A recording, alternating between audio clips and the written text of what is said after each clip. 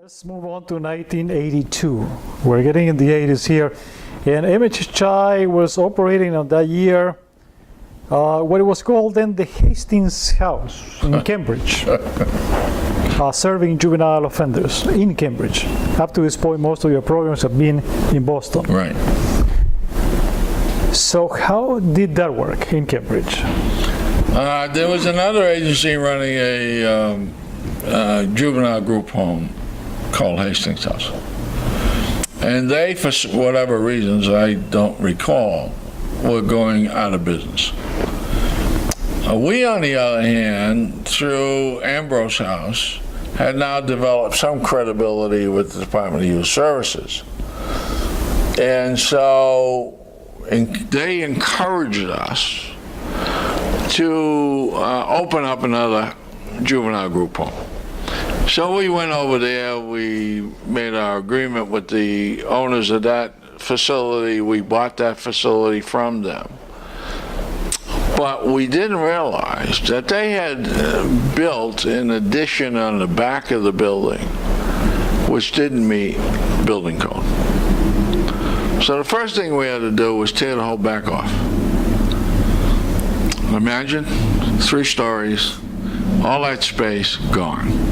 Second thing we decided to do, well, if you're going to do that, you might as well renovate the whole building and make it into what you want to use it for.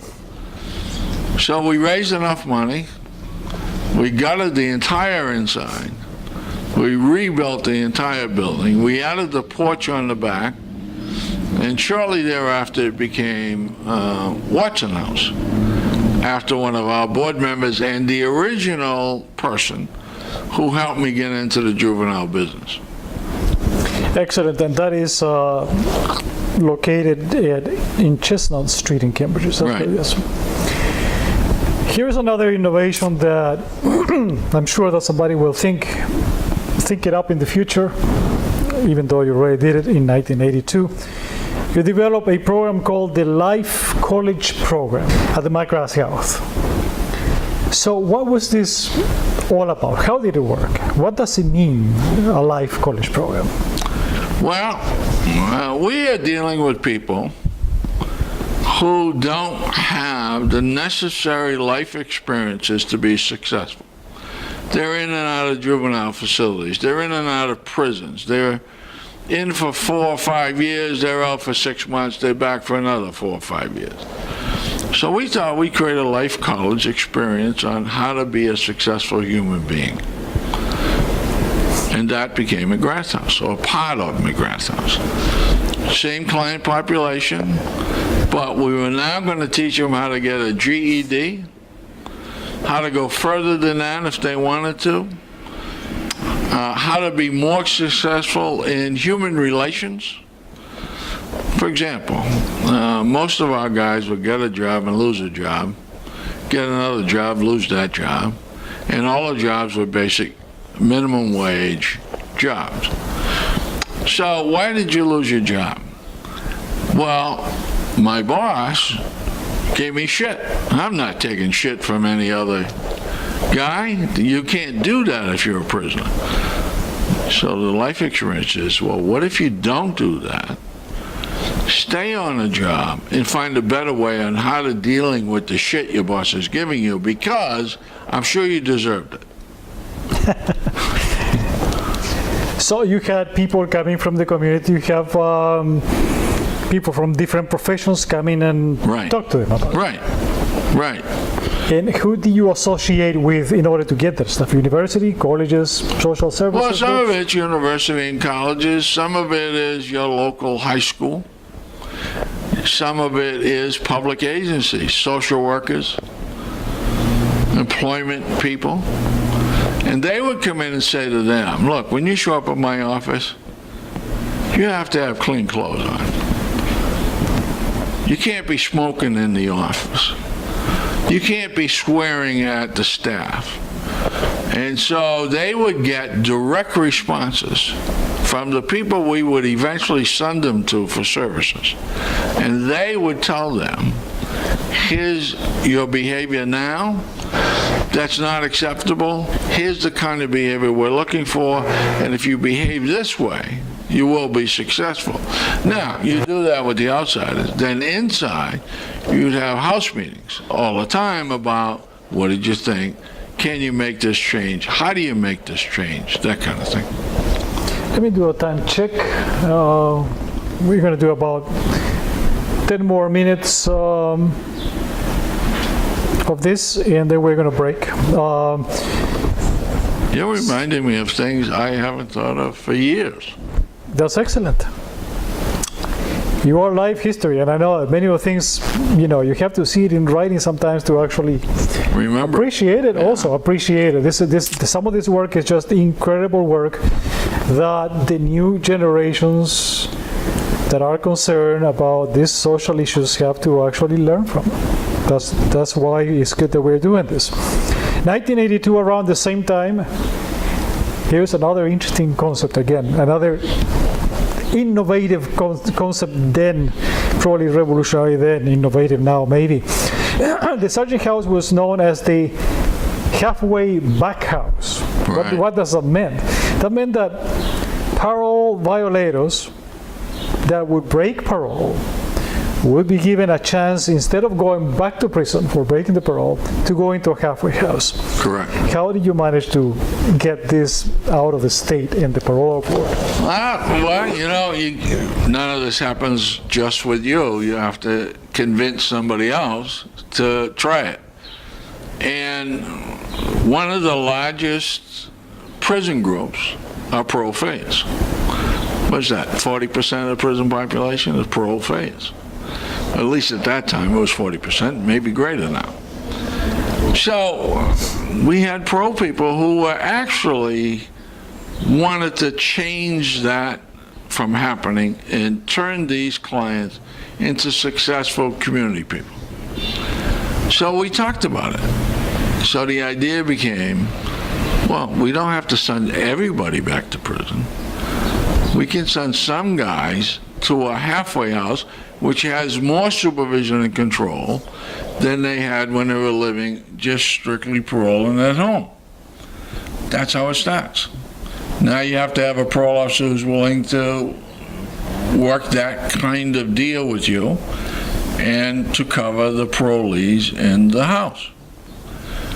So that works phenomenally well. In fact, I can tell you, since my retirement, I bump into parole officers from Massachusetts, or in one case, the chairman of the parole board, I forget what her name was, and we had this long conversation when she found out who I was. We were at probably an American Correctional Association meeting, and she says to me, parole officers are still asking me to recreate the halfway back experience. It works so well.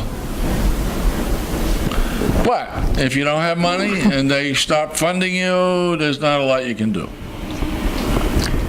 What was your political association then? It's interesting, and the response might be a surprise to us, but was this mostly the work of Democrats in the state legislature or at the federal level? How was that? No, not at all. In fact, Governor Sargent comes into my mind immediately. Other governors who were Republicans or independents, but the basic model started through mostly Republicans.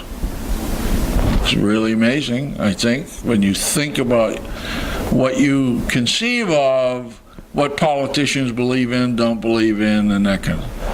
And my experience is a lot of our activity was funded by Republican governors. That's amazing. There is another historical lesson that maybe the Republicans can learn today. They can be also reformers, progressive. That's an interesting concept that you would coin to a Republican. Right. Was this just a matter of personal connections that you had, or that the board of directors had with these Republican politicians? I think Well, I think part of it was board connections. It wasn't me. I'm not very political. In fact, my behavior may be quite different than that. And it was a time when people were looking for answers to the failure of the prison system. And why not try it? What have you got to lose? You know, what's one program? It's nothing. It means something to the men coming through or the women coming through, but it's in the scheme of things, to thousands of people, it's not a big deal. So there was a lot more risk-taking, and there was a lot more desire to change the failure from in prison to out of prison, in prison, to change that failure. Or why send them to prison? If you had low-level crime, you don't have to send everybody to prison. And so for a period of time, there was a lot of belief in that idea. And I always come back to the Federal Bureau of Prisons' interest in creating the first federal halfway houses, as we refer to them today. That model, that influence still permeates today. One concept that developed from those years is the concept of corrections. The concept being that you have somebody who goes to prison, you attempt to correct their behavior.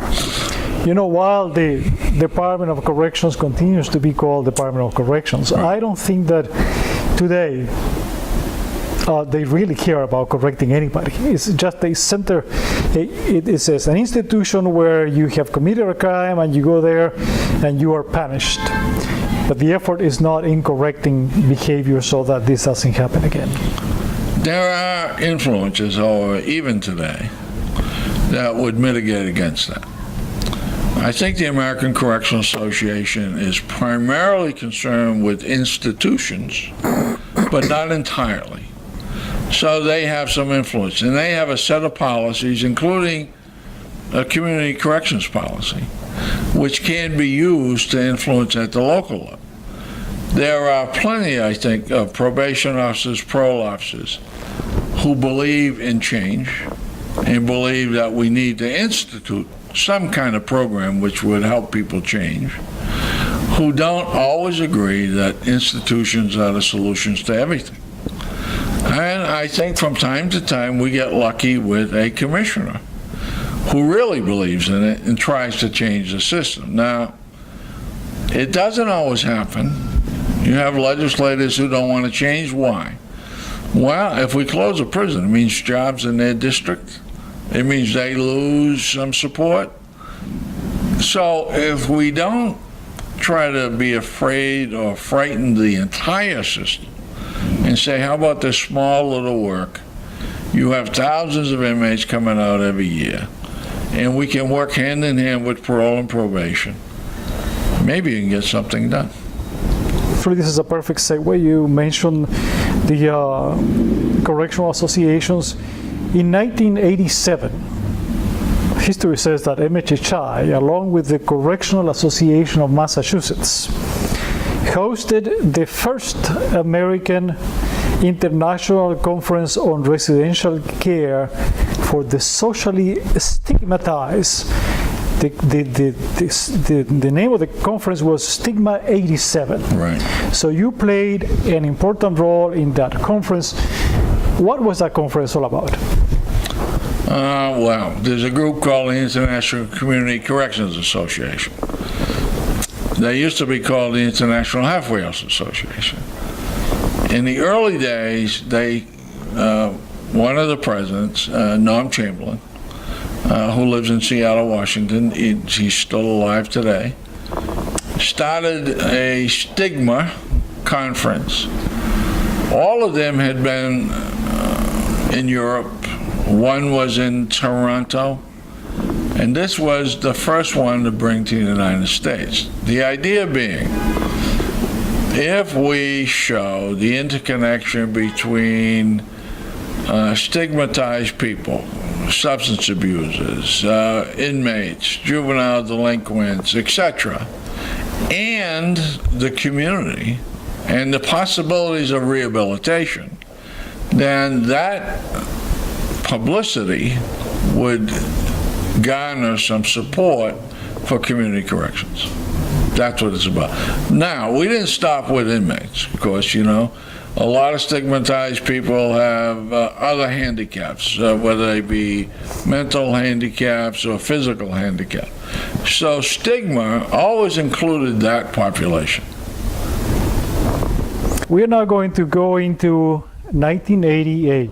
1988, according to the history, saw what it was called the crisis in corrections, with prison overcrowding making community corrections, interestingly enough, an outlet for the institutional crisis. And the story goes that there was not even enough to actually take the surge of clients that the criminal justice system was trying to put out on the streets. How did MHHI respond to this crisis? Well, the crisis had a couple of problems. One was that we had no room at the prison system for the number of inmates coming in. And the state didn't have the funding to keep building massive multi-million-dollar institutions. So they wanted to release as many safely as they could. So we responded by trying to expand the halfway houses and non-residential services like the employment center to help them be able to release more people safely with supervision and services than otherwise would have been possible. What was so different about 1987? Well, obviously this was a cumulative process of incarcerating people to get to this point, in particular here in the state of Massachusetts. What is it that it was so different that this overcrowding of prisoners happening? Well, the crisis is that when we changed the drug laws and we locked up people, we locked them for much longer than what used to happen. So instead of turnover the way we were used to it, we had more people coming in for much longer prison sentence, which means they would stay longer in the prison before possibility of release. So that creates a backlog that you have to do something, either build your way out or try to. And many states, including Massachusetts, tried to do some of that. But they found out they couldn't build enough, fast enough, to accommodate this crisis. So we started releasing people. And that's where we tried to respond, because that's what we did. Did you add new facilities at that time? Did you open new houses, if you remember 1988? I don't remember whether we did or not. I just can't remember. In 1989, just a year after the year that we're talking about here, MHHI worked with the Rhode Island Department of Corrections to establish a halfway house in Rhode Island at that time. So you were kind of getting out of Massachusetts into another state. How did that work? Well, first of all, Rhode Island is the only state in the United States that doesn't have a halfway house for ex-offenders. So the commissioner and I knew the commissioner, talked about the possibility of trying to do something for a long time, a number of years. This conversation went on. Finally, there was some limited amount of money to try to establish a facility. Unfortunately, the timing couldn't have been worse. We were looking to acquire a facility in Rhode Island, but it was in the middle of a campaign for governorship. The governor that was running for re-election, who had signed off on this contract, decided someplace along the way not to extend it. So we had a limited amount of money to find a facility. We found a facility we wanted to buy, and the governor publicly came out and said there won't be a halfway house in that facility. So a program never got established in Rhode Island. 1889, 25 years for MHHI. Services to 62,000 clients accumulated. This is actually a great achievement in all of these years of work. How do you feel about, how do you felt in those days? I mean, it's been a while since it was the 25th anniversary of MHHI, but having this number in your hands and having this number to show for the work, 62,000 people that actually benefited from the services that you and others engineered. How did it feel? I think it feels great, and I think we not only had the numbers, but we had enough information that we had collected along the way to show what it meant to go through one of our programs, whether it was residential or non-residential. We could talk about the number of people who got employment, the amount of money they made, the amount of money they saved, the lack of return to prison. In the early days, we had a research piece done by a couple of students from Harvard University and myself, which showed a significant reduction in recidivism if they went through our program versus not going through our program. When you get to that stage where you have those kinds of numbers and you can show the kinds of impacts that we were trying to achieve and were achieving, it makes you want to do more because there's so much more to be done. In 1989, your annual report was dedicated to the memory of Henry Mascarello, who died that year at age 76. Can you talk about Henry's work with you, in particular with the MHHI work? When I came, Henry Mascarello was on the board of directors of Mass Halfway Houses. And so, because he was in community corrections, I had an affinity for wanting to know more about him and what he was doing and how we might work together to achieve more. There are several incidences along the way where Henry was able to help me work through problems which I thought were insurmountable. He knew about legislation. I didn't know anything about legislation. He taught me a lot about legislation. He taught me a lot about dealing with the public or dealing with the legislators or the governors. He was a magnificent man. He was, I think, quite accomplished in his own personal achievements. And he clearly was a very important figure for me.